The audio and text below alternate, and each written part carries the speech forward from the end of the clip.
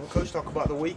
It's been good. It's been really good. You guys have had great energy all week. 2 good days in a row, and excited to get back out there and play.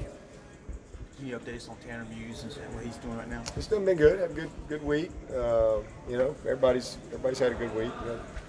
A lot of guys that needed that break. He was certainly one of them. Is this one of the more underrated rivalries in college football? I mean, I would say it's, Clemson at Florida State may be Clemson's second biggest rival.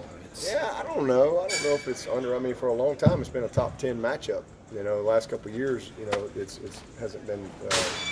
Maybe it's from a national standpoint, but at least from the last 10 years, I mean, the winner of this game has gone on to win this league or win the division for sure. I think Georgia Tech in 09, but so I think it gets a lot of pub. We've been good, so it's nationally, it's had exposure. Or Florida State was really good, and so for whatever reason, I think the game has been big and relevant for a long time, and but from a division standpoint, we're not really worried about the national stuff.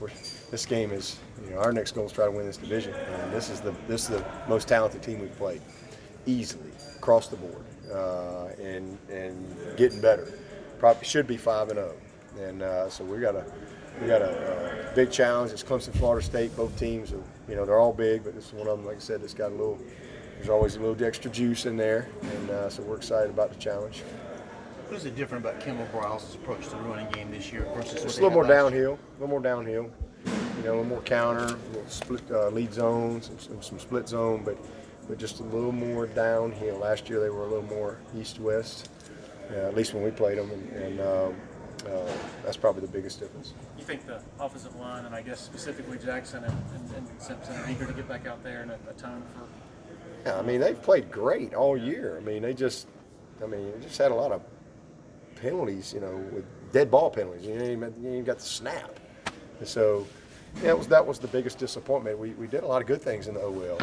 We did not protect well at running back. That was probably the biggest disappointment protection-wise. But our procedure penalties just hard to have any type of rhythm, and it was disappointing because we prepared all week, for the stemming and the moving. Our defense does that we see it every day. Our defense, and we just, for whatever reason, we just kind of, it was just one of them days. It was one guy here, one guy there, and it was the tight end. I mean, and it always is a critical situation. So, especially in a tight game, and you're trying to get rhythm, and you got minimum plays, people milking the clock. I mean, it's just it adds up. So they're absolutely, want to get back out and play better. Our whole team, we want to play better than our last outing, and we've played good. I mean, we had 4 games. Like I said, in the fourth quarter, they weren't even. The game was over. But we had one of them games where, we didn't play well, but we still found a way to win, and there's something to be said for that. I think that's part of teaching this team. We forget there's 80 freshmen and sophomores on this team, and they got to learn how to win those type of games. So from that standpoint, it's a positive for Trevor. In his entire career here, 20 games, he hadn't had a single game in the fourth quarter where he had to make a play that was critical, to win the game. Every fourth quarter he's had, we've won the game handily. And he, of the 5 games, that was his worst game, and he didn't play bad. He just didn't. That was just his worst game. A couple mental mistakes and missed a touchdown throw, but. To show the grit and the moxie and the leadership, it was awesome to see his energy. So there was a lot of positives, but definitely the team wants to get back out and play a little better. Speaking of Trevor, can you confirm that he had the MRI? No, I'm not confirming any of that, and I don't want anybody texting me anymore. I had a media guy text me the other night about, that's private information. That's private information. If I want anybody to know our medical stuff, I'll tell you. We'll put it on the injury report. People texted me on my phone to ask me information that's not public, information that I wouldn't put out unless it was something that needed to be put out. That's bad business. That's not how we do things. There's nothing wrong with Trevor, and I don't like people trying to create drama. There's no drama on this team, so what do people do? They want to create drama. It's the most unbelievable thing. There's no drama. Ain't nothing wrong with Trevor. Nothing. If we did an MRI or we didn't, that ain't nobody's business. We do MRIs all the time. All the time. All the time. I mean, a guy gets a bruise on his knee, we do an MRI. A guy bruises his elbow, we do an MRI. I mean, it's like we got to find, it drives me crazy. There's no drama on our team, and so we just want to create some drama. Oh, Trevor missed a throw. He must be hurt. No, he's human. He's human. All right? So here's what I'm confirming. Trevor Lawrence is a great football player and a great leader, and there ain't nothing wrong with him. And people creating stuff that, you know, whether he had one or not, what does that mean? It means nothing. He had a bruise. He had a bruise. If there was something wrong with him, would we be running him on the goal line and run? I mean, he's run great. There ain't nothing wrong with him. If he missed a throw, it's because he missed a throw. Period.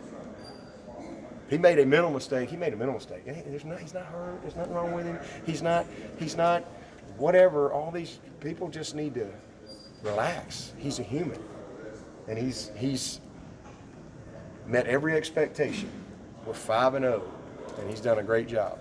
Throwing for more yards per game than we threw last year at this time, scoring the same amount of points than we did last year. Our third down percentage is higher, but I'm not getting into medical information, all right, that I don't put out there, and especially something, you know, he gets a bruise in the Texas A&M game. Ain't nothing wrong with him. Nothing. Zero. Had his best game at Syracuse. Played a great game up there. Ain't nothing wrong with him. You know, so all the drama, you know, that people create, because the reason I'm hot about this ain't on you, Grace. I'm hot about this because I got a text last night at home and I was pissed about it because it's, you know, like, oh my God, there's some conspiracy going on. You know, no, I tell y'all the truth. I'm trying to be transparent and honest. If there's something wrong with it, I would let people know. You know, there's nothing wrong with him. Zero. Nothing. So people need to get over themselves and quit creating drama when there is none. Zero. Drives me crazy. And that's just, I'm just, you know, I've been mad about it since last night. We told Grace not to ask, but she did. Yeah. On another note, Coach, we got a chance to speak with Darian Richard I love you, yesterday. Grace. And You what? we got a chance to speak with Darian Richard yesterday, and he told us a little about his journey through Clemson and what he's been through and where he's at right now. What can you say about Darian? Oh, man, he's the epitome of what we want